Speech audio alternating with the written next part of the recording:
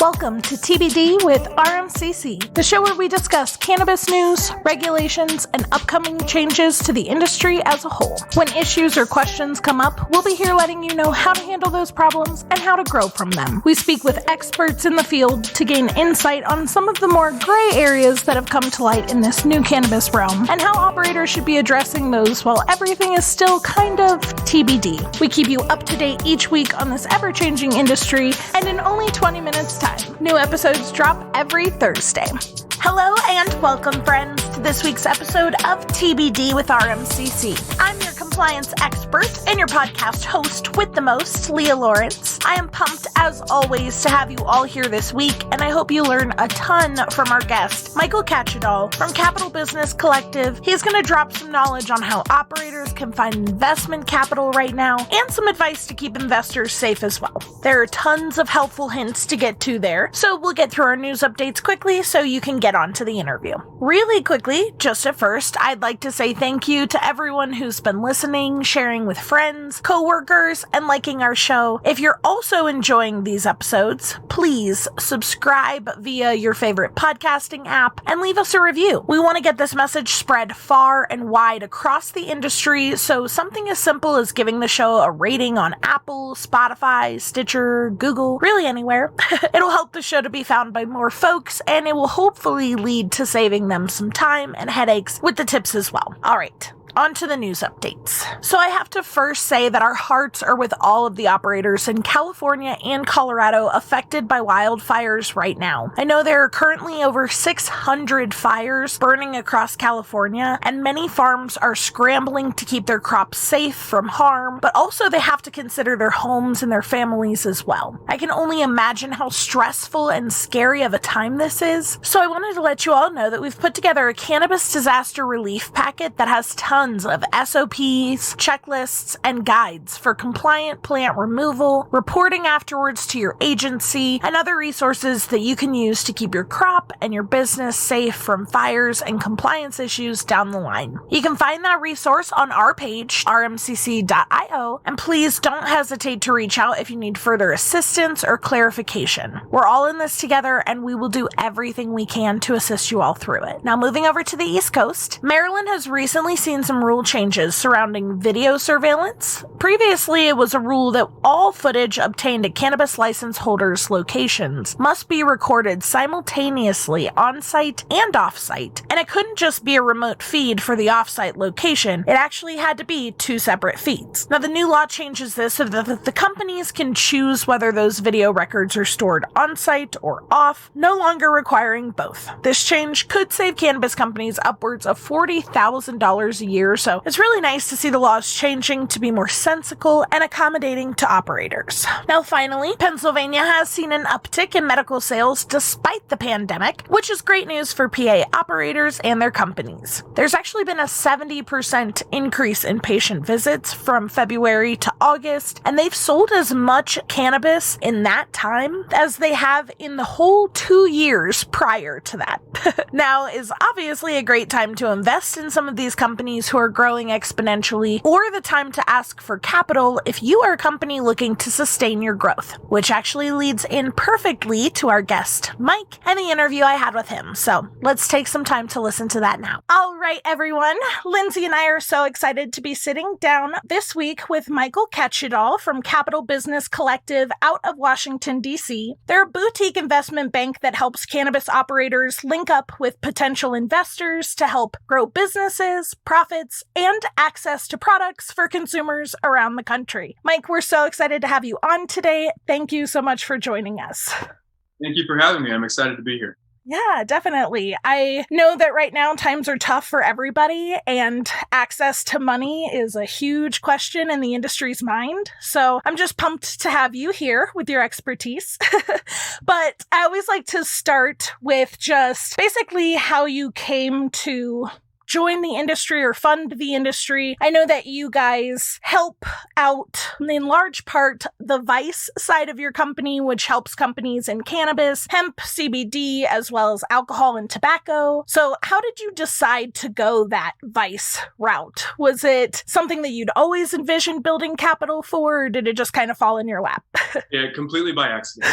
Nice. I'm sure you hear that a lot. I've certainly heard it a lot from most people that I interact with in the industry. We launched Capital Business Collective in 2016, just consulting any small business and middle market company. I have a manufacturing automation background. So I do a lot of consulting in manufacturing, just making things, but that was industry agnostic. So I was really open to consulting any industry. And basically what happened was with the emergence of cannabis industry in more states, legalizing at various levels and more players coming into the space, along with that came a lot more issues for the industry as well. And so really what happened for CBC was we just started getting more and more cannabis clients asking for assistance, just trying to find solutions to obstacles, most notably finance obstacles. We want to get into banking issues, which still haven't been solved. Right. That's really the banking issue is what got us into cannabis. And we went down a really long, dark road trying to figure out how to provide banking access to this industry that we feel is perfectly legitimate or can be. And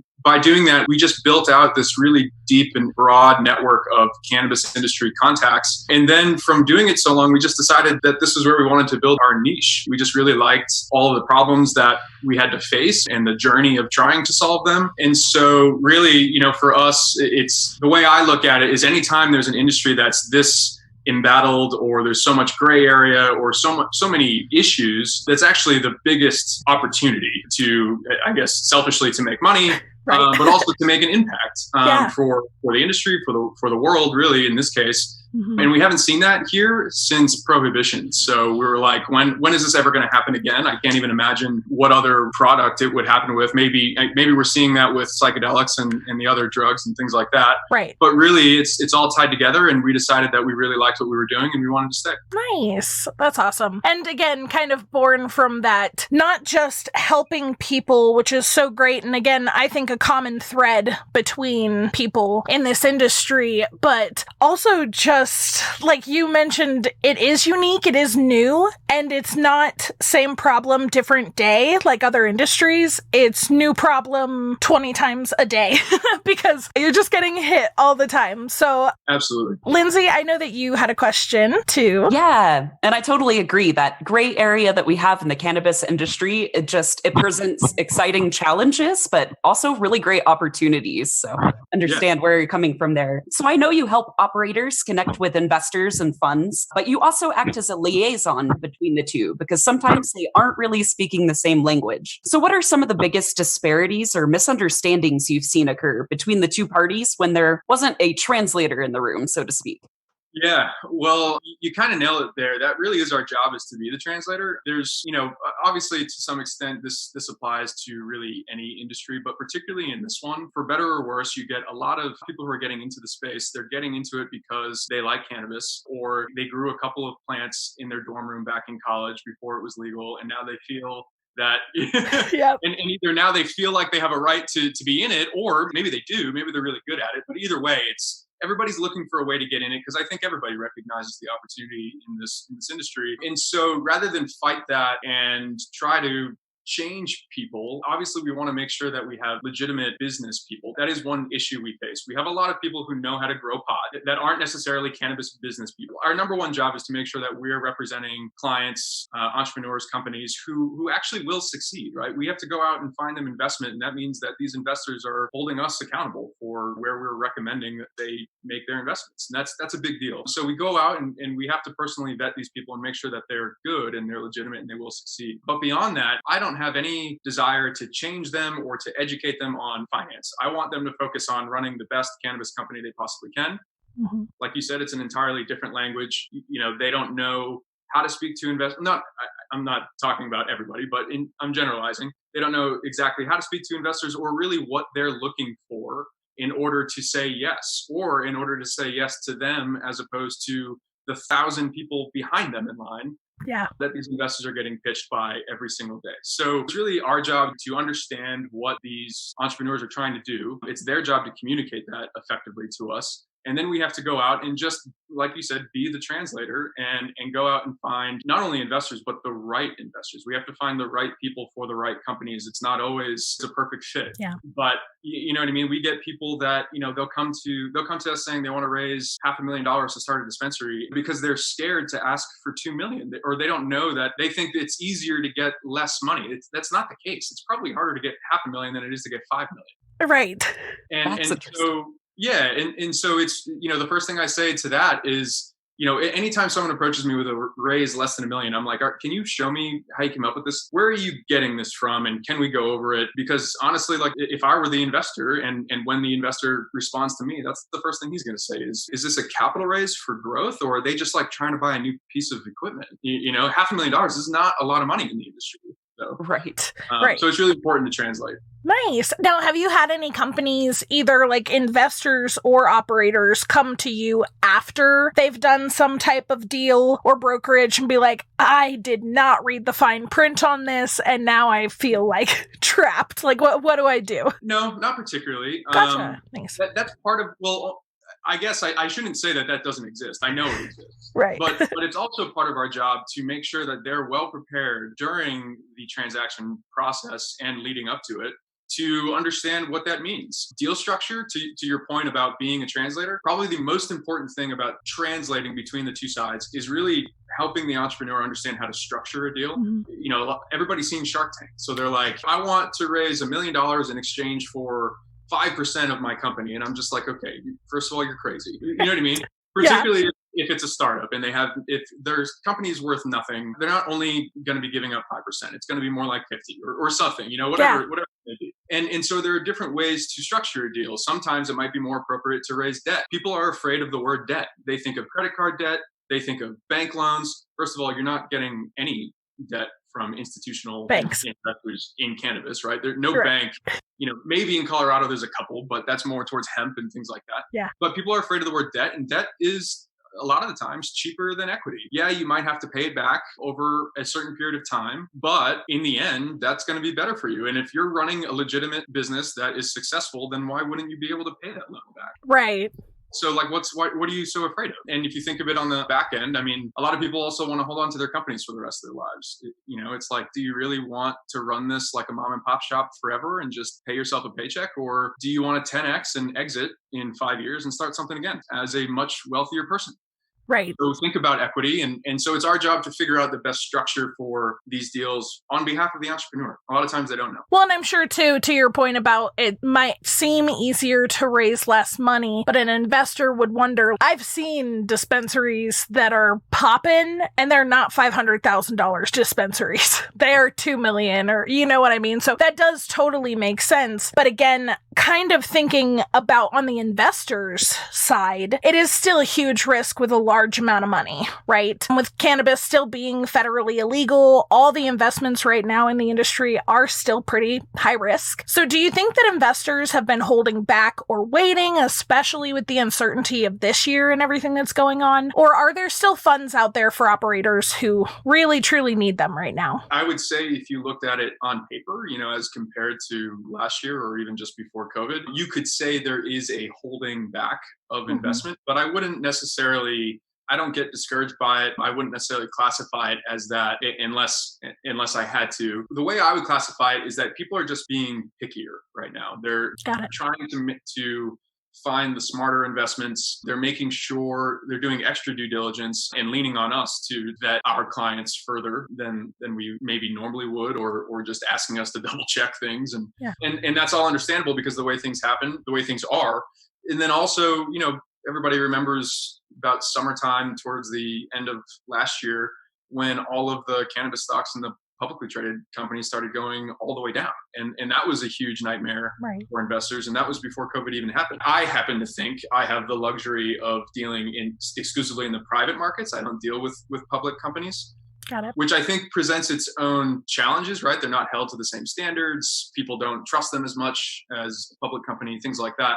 Right. But for me, particularly in these times, I look at it again as an advantage. A lot of times, anytime there's a there's a disadvantage that everybody else is looking at, I find it as an advantage. And so particularly right now, private companies is the place to be. You don't have to worry about what these operators of public companies are trying to do to project that they're doing okay, to take their word for it and just hope that they're actually doing something behind the scenes. Right. Private companies have a little bit more freedom to operate. And so I think investment has a little bit more freedom to succeed in times like these, particularly. And then for us right now, I would actually say this is probably the best time to invest. It's hard to deny that investing in cannabis is a bad idea. There's been tremendous growth.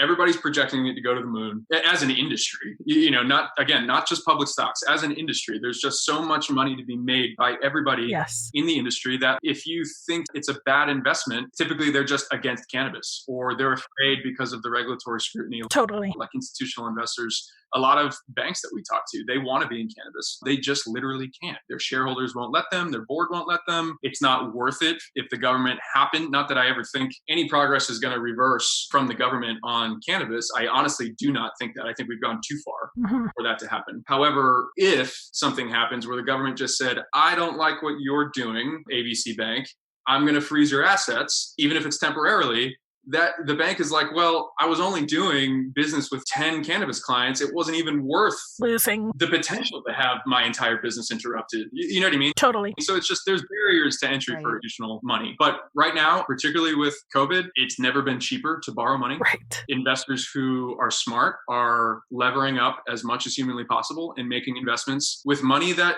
they can pay back with absolute ease. Right. Over extended periods of time. So yeah, if you ask me, this is the best time to invest. Hell yes. I like that. Positive news.